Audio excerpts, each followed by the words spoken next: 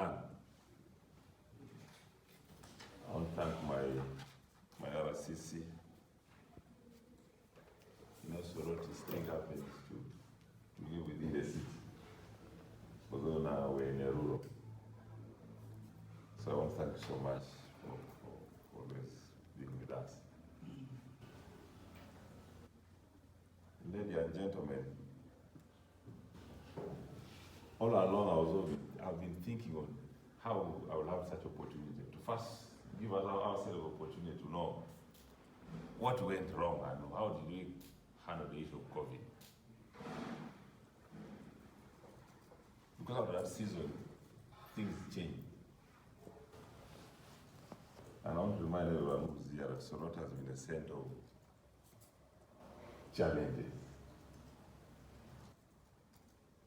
I remember we started from floods, we came to, I think, locusts. Then now, COVID came in, full blast. And Soroti being the center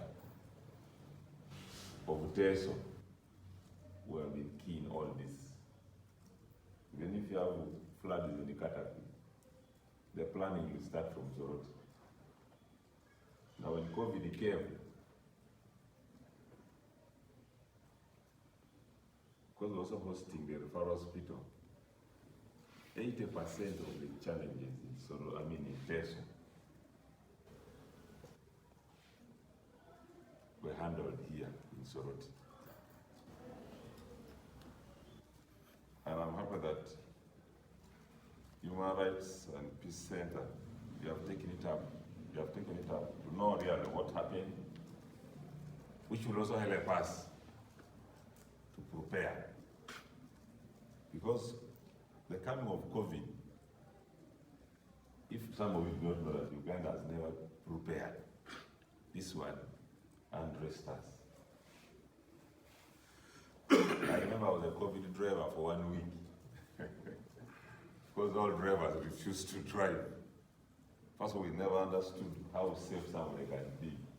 So I was the Dr. Toll's driver for 1 week. I remember we were picking DHO, they called us suspects. Our was collect suspects. After 1 week, we discovered of the 22 suspects, 6 were positive.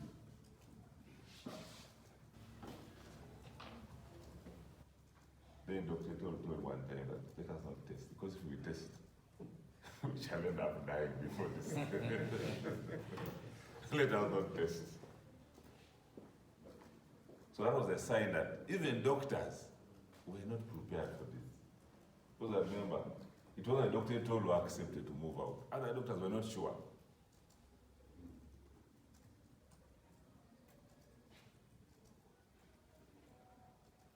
There's something always that disorganizes me as a local leader. We are called local leaders.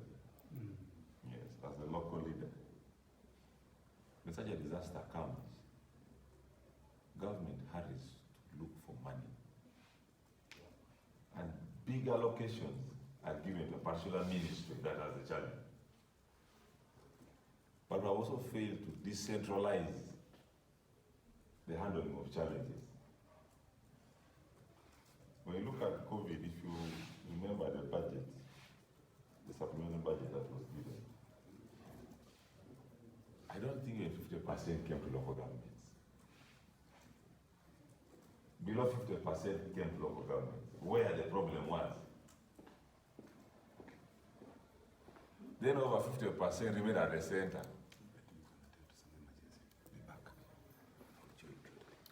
Then you come. Now I've kept asking myself, over 50% have remained in the center. Which challenges did they have? Because KCC also as a government had a budget. So what remained the ministry now? To handle the officials in the ministries, or so some of these gaps made COVID take long in our country. Because we got enough money, but we did not invest this money in the right manner.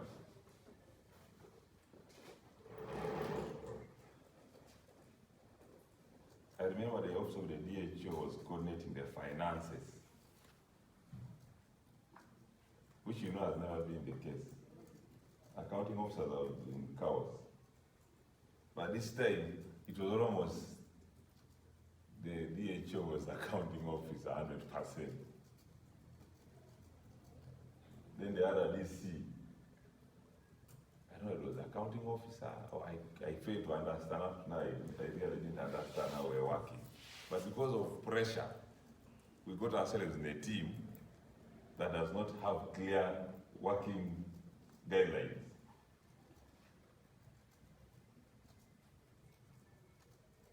So it was a very big challenge.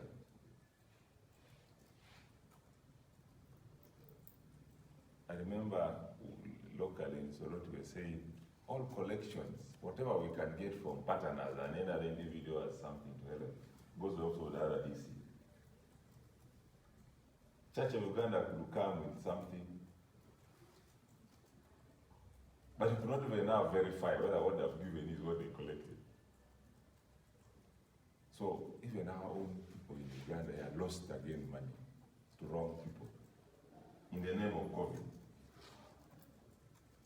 I know the Indian community could give us food every day when they collect, they bring, but how do you ascertain? How do you verify this? Then the ones who are taking to distribute, you can, because everybody now was working under pandemic. So I think as a country, we really need to come up with a proper system to handle emergencies. Because this is not the first time Uganda has had a problem. As we talk now, if auditors were to audit any district, I don't think there would be any safe district in the country. Because I don't think there's a district that can claim to be having proper documentation for this COVID fund. This was a gamble. It was a proper gamble. And in Soroti, ladies and gentlemen, I remember there's time they say that give you, how much money were they giving per district? 500? How much money do we get? The money which was sent first. 293. Now, 23 million. And you know, you give the local government like Soroti that was handling the entire person. Because the first patients we had here, over 50% were not ours. Even in Lira, where we began now, even in Barara was beginning to bring, so I don't know where, we became a national referral hospital.